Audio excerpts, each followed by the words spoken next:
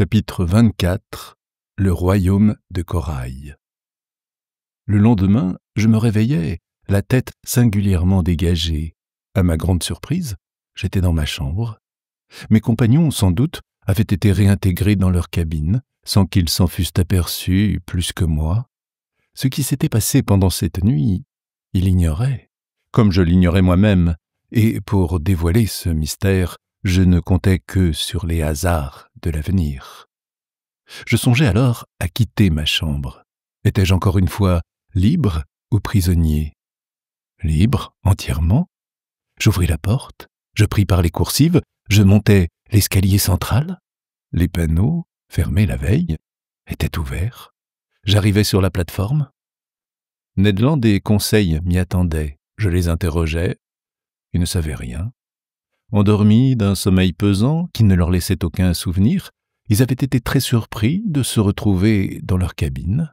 Quant au Nautilus, il nous parut tranquille et mystérieux, comme toujours. Il flottait à la surface des flots sous une allure modérée. Rien ne semblait changer à bord. Ned Land, de ses yeux pénétrants, observa la mer. Elle était déserte. Le Canadien ne signala rien de nouveau à l'horizon, ni voile, ni terre. Une brise d'ouest soufflait bruyamment, et de longues lames, échevelées par le vent, imprimaient à l'appareil un très sensible roulis. Le Nautilus, après avoir renouvelé son air, se maintint à une profondeur moyenne de 15 mètres, de manière à pouvoir revenir promptement à la surface des flots. Opération qui, contre l'habitude, fut pratiquée plusieurs fois pendant cette journée du 19 janvier. Le second montait alors sur la plateforme et la phrase accoutumée retentissait à l'intérieur du navire. Quant au capitaine Nemo, il ne parut pas. Des gens du bord, je ne vis que l'impassible steward qui me servit avec son exactitude et son mutisme ordinaire. Vers 2 heures, j'étais au salon, occupé à classer mes notes, lorsque le capitaine ouvrit la porte et parut. Je le saluai. Il me rendit un salut presque imperceptible, sans m'adresser la parole. Je me remis à mon travail, espérant qu'il me donnerait peut-être des explications sur les événements qui avaient marqué la nuit précédente. Il n'en fit rien. Je le regardais. Sa figure me parut fatiguée. Ses yeux rougis n'avaient pas été rafraîchis par le sommeil. Sa physionomie exprimait une tristesse profonde, un réel chagrin. Il allait et venait, s'asseyait et se relevait, prenait un livre au hasard, l'abandonnait aussitôt, consultait ses instruments sans prendre ses notes habituelles, et semblait ne pouvoir tenir un instant en place. Enfin, il vint vers moi et me dit « Êtes-vous médecin, monsieur Aronnax ?» Je m'attendais si peu à cette demande que je le regardai quelque temps sans répondre. « Êtes-vous médecin ?» répéta-t-il. « Plusieurs de vos collègues ont fait leurs études de médecine, Gratiolet, Moquet-Tandon et autres. »« En effet, dis-je, je suis docteur et interne des hôpitaux. J'ai pratiqué pendant plusieurs années avant d'entrer au muséum. »« Bien, monsieur. » Ma réponse avait évidemment satisfait le capitaine Nemo, mais ne sachant où il voulait en venir, j'attendis de nouvelles questions, me réservant de répondre suivant les circonstances. « Monsieur Aronnax, » me dit le capitaine, « consentiriez-vous à donner vos soins à l'un de mes hommes? »« Vous avez un malade ? » ?»« Oui. »« Je suis prêt à vous suivre. Venez. » J'avouerai que mon cœur battait. Je ne sais pourquoi, je voyais une certaine connexité entre cette maladie d'un homme de l'équipage et les événements de la veille, et ce mystère me préoccupait au moins autant que le malade. Le capitaine Nemo me conduisit à l'arrière du Nautilus et me fit entrer dans une cabine située près du poste des matelots. Là, sur un lit, reposait un homme d'une quarantaine d'années, à figure énergique, vrai type de l'anglo-saxon. Je me penchai sur lui. Ce n'était pas seulement un malade, c'était un blessé. Sa tête, emmaillotée de linge sanglant, reposait sur un double oreiller. Je détachai ses linges, et le blessé, regardant de ses grands yeux fixes, me laissa faire, sans proférer une seule plainte. La blessure était horrible. Le crâne, fracassé par un instrument contondant, montrait la cervelle à nu, et la substance cérébrale avait subi une attrition profonde. Des caillots sanguins s'étaient formés dans la masse diffluente qui affectait une couleur lit de vin. Il y avait eu à la fois contusion et commotion du cerveau. La respiration du malade était lente et quelques mouvements spasmodiques des muscles agitaient sa face. La flegmasie cérébrale était complète et entraînait la paralysie du sentiment et du mouvement. Je pris le pouls du blessé. Il était intermittent. Les extrémités du corps se refroidissaient déjà, et je vis que la mort s'approchait, sans qu'il me parût possible de l'enrayer. Après avoir pansé ce malheureux, je rajustai les linges de sa tête et je me retournai vers le capitaine Nemo. « D'où vient cette blessure ?» lui demandai-je. « Qu'importe, » répondit évasivement le capitaine. « Un choc du Nautilus a brisé un des leviers de la machine qui a frappé cet homme. Mais votre avis sur son état ?» J'hésitais à me prononcer. « Vous pouvez parler, » me dit le capitaine. « Cet homme n'entend pas le français. » Je regardai une dernière fois le blessé, puis je répondis « Cet homme sera mort dans 2 heures. » Rien ne peut le sauver. Rien. La main du capitaine Nemo se crispa, et quelques larmes glissèrent de ses yeux, que je ne croyais pas faits pour pleurer. Pendant quelques instants, j'observais encore ce mourant dont la vie se retirait peu à peu.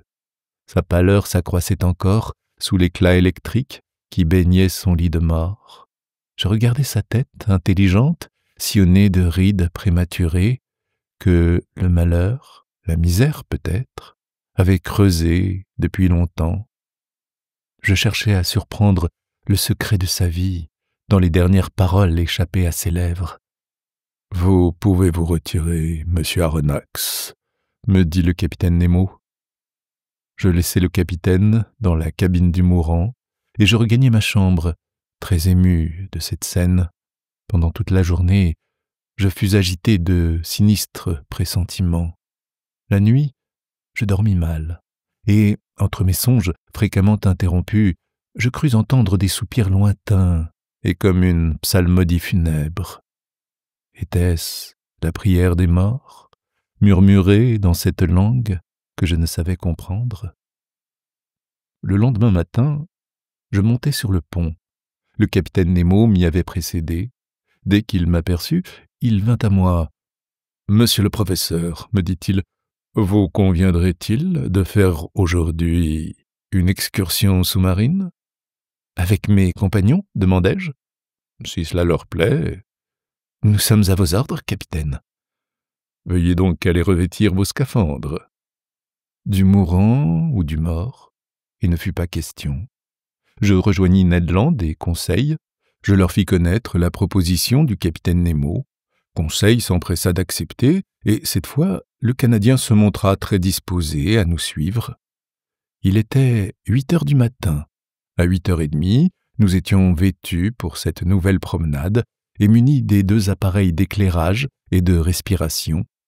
La double porte fut ouverte, et, accompagnés du capitaine Nemo, que suivait une douzaine d'hommes de l'équipage, nous prenions pied à une profondeur de 10 mètres, sur le sol ferme où reposait le Nautilus. Une légère pente aboutissait à un fond accidenté par 15 brasses de profondeur environ. Ce fond différait complètement de celui que j'avais visité pendant ma première excursion sous les eaux de l'océan Pacifique. Ici, point de sable fin, point de prairies sous-marines, nulle forêt pélagienne. Je reconnus immédiatement cette région merveilleuse dont, ce jour-là, le capitaine Nemo nous faisait les honneurs. C'était le royaume du corail.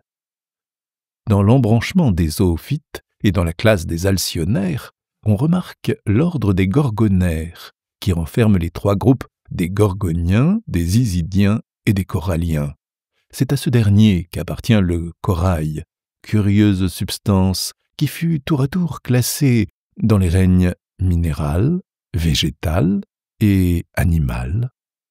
Remède chez les anciens, bijoux chez les modernes, ce fut seulement en 1694 que le Marseillais Pézonnel le rangea définitivement dans le règne animal. Le corail est un ensemble d'animalcules réunis sur un polypier de nature cassante et pierreuse. Ces polypes ont un générateur unique qui les a produits par bourgeonnement et ils possèdent une existence propre tout en participant à la vie commune. C'est donc une sorte de socialisme naturel. Je connaissais les derniers travaux faits sur ce bizarre zoophyte qui se minéralise tout en s'arborisant, suivant la très juste observation des naturalistes. Et rien ne pouvait être plus intéressant pour moi que de visiter l'une de ces forêts pétrifiées que la nature a plantées au fond des mers. Les appareils Ruhmkorff furent mis en activité et nous suivîmes un banc de corail en voie de formation qui, le temps aidant, fermera un jour cette portion de l'océan Indien. La route était bordée d'inextricables buissons formés par l'enchevêtrement d'arbrisseaux que couvraient de petites fleurs étoilées à rayons blancs. Seulement, à l'inverse des plantes de la terre, ces arborisations, fixées au rocher du sol, se dirigeaient toutes de haut en bas. La lumière produisait mille effets charmants en se jouant au milieu de ces ramures si vivement colorées. Il me semblait voir ces tubes membraneux et cylindriques trembler sous l'ondulation des eaux. J'étais tenté de cueillir leurs fraîches corolles ornées de délicats tentacules, les unes nouvellement épanouies, les autres naissant à peine, pendant que de légers poissons, aux rapides nageoires, les effleuraient en passant comme des volées d'oiseaux. Mais si ma main s'approchait de ces fleurs vivantes, de ces sensitives animées, aussitôt l'alerte se mettait dans la colonie. Les corolles blanches rentraient dans leurs étuis rouges, les fleurs s'évanouissaient sous mes regards, et le buisson se changeait en un bloc de mamelons pierreux. Le hasard m'avait mis là en présence des plus précieux échantillons de ce zoophyte. Ce corail valait celui qui se pêche dans la Méditerranée, sur les côtes de France, d'Italie et de Barbarie. Il justifiait par ses tons vifs, ses noms poétiques de fleurs de sang et d'écume de sang que le commerce donne à ses plus beaux produits. Le corail se vend jusqu'à 500 francs le kilogramme, et en cet endroit, les couches liquides recouvraient la fortune de tout un monde de corailleurs. Cette précieuse matière, souvent mélangée avec d'autres polypiers, formait alors des ensembles compacts et inextricables, appelés macchiota, et sur lesquels je remarquai d'admirables spécimens de corail rose. Mais bientôt, les buissons se resserrèrent, les arborisations grandirent, de véritables taillis pétrifiés et de longues travées d'une architecture fantaisiste s'ouvrirent devant nos pas. Le capitaine Nemo s'engagea sous une obscure galerie dont la pente douce nous conduisit à une profondeur de 100 mètres. La lumière de nos serpentins produisait parfois des effets magiques en s'accrochant aux rugueuses aspérités de ces arceaux naturels et aux pendentifs disposés comme des lustres qu'elles piquaient de pointes de feu. Entre les arbrisseaux coralliens, j'observais d'autres polypes non moins curieux, des mélites, des iris aux ramifications articulées, puis quelques touffes de corallines, les unes vertes, les autres rouges, véritables algues, encroûtées dans leur sel calcaire, que les naturalistes, après longue discussion, ont définitivement rangées dans le règne végétal. Mais, suivant la remarque d'un penseur, c'est peut-être là le point réel où la vie obscurément se soulève du sommeil de pierre, sans se détacher encore de ce rude point de départ. Enfin, après 2 heures de marche, nous avions atteint une profondeur de 300 mètres environ, c'est-à-dire la limite extrême sur laquelle le corail commence à se former. Mais là, ce n'était plus le buisson isolé, ni le modeste taillis de basse futaie. C'était la forêt immense, les grandes végétations minérales, les énormes arbres pétrifiés, réunis par des guirlandes d'élégantes plumarias, ces lianes de la mer, toutes parées de nuances et de reflets. Nous passions librement sous leurs hautes ramures, perdus dans l'ombre des flots, tandis qu'à nos pieds, les tubipores, les méandrines, les astrées, les fongies, les cariophyles formaient un tapis de fleurs, semé de gemmes éblouissantes. Quel indescriptible spectacle! Ah, que ne pouvions-nous communiquer nos sensations? Pourquoi étions-nous emprisonnés sous ce masque de métal et de verre? Pourquoi les paroles nous étaient-elles interdites de l'un à l'autre? Que ne vivions-nous, du moins, de la vie de ces poissons qui peuplent le liquide élément, ou plutôt encore de celle de ces amphibies qui, pendant de longues heures, peuvent parcourir, au gré de leurs caprices, le double domaine de la terre et des eaux? Cependant, le capitaine Nemo s'était arrêté. Mes compagnons et moi, nous suspendîmes notre marche, et, me retournant, je vis que ces hommes formaient un demi-cercle autour de leur chef. En regardant avec plus d'attention, j'observai que 4 d'entre eux portaient sur leurs épaules un objet de forme oblongue. Nous occupions, en cet endroit, le centre d'une vaste clairière, entourée par les hautes arborisations de la forêt sous-marine. Nos lampes projetaient sur cet espace une sorte de clarté crépusculaire qui allongeait démesurément les ombres sur le sol.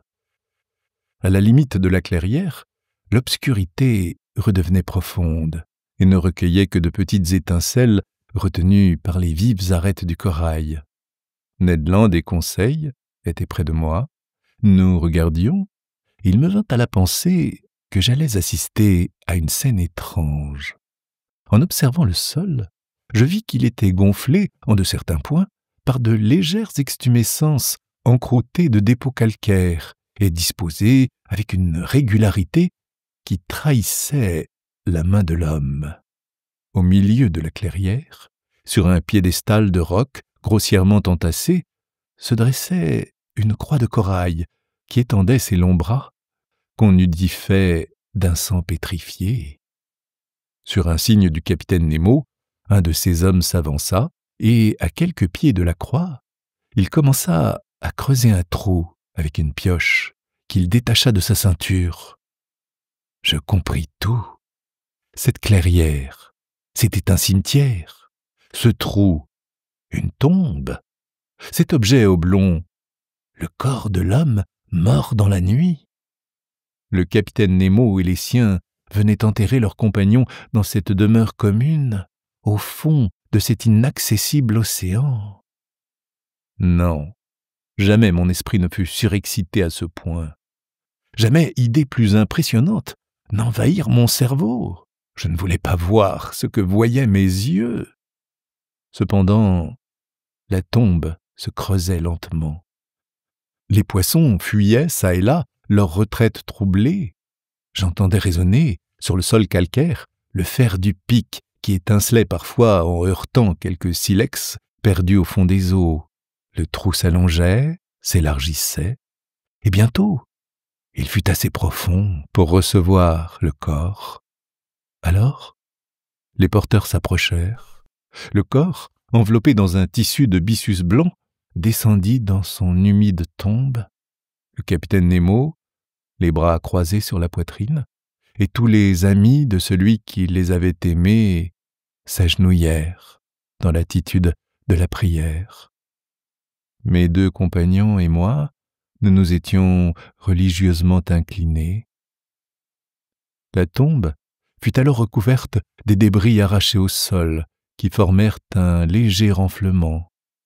Quand ce fut fait, le capitaine Nemo et ses hommes se redressèrent, puis, se rapprochant de la tombe, tous fléchirent encore le genou et tous étendirent leurs mains en signe de suprême adieu. Alors, la funèbre troupe reprit le chemin du Nautilus, repassant sous les arceaux de la forêt, au milieu des taillis, le long des buissons de corail et toujours montant. Enfin, les feux du bord apparurent.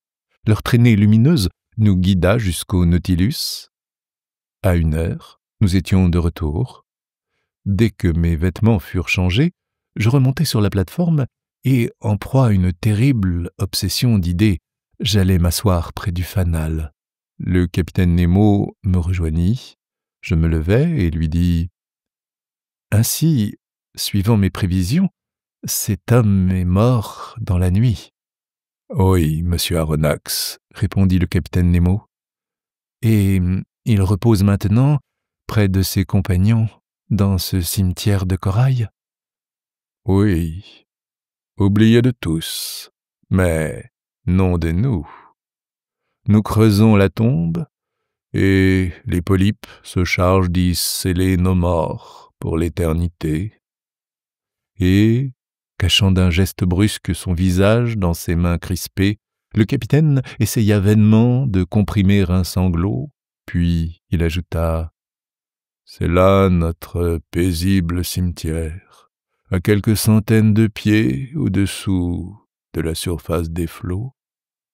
Vos morts y dorment, du moins tranquilles, capitaine, hors de l'atteinte des requins ?»« Oui, monsieur, » répondit gravement le capitaine Nemo. « Des requins et des hommes. » Fin de la première partie.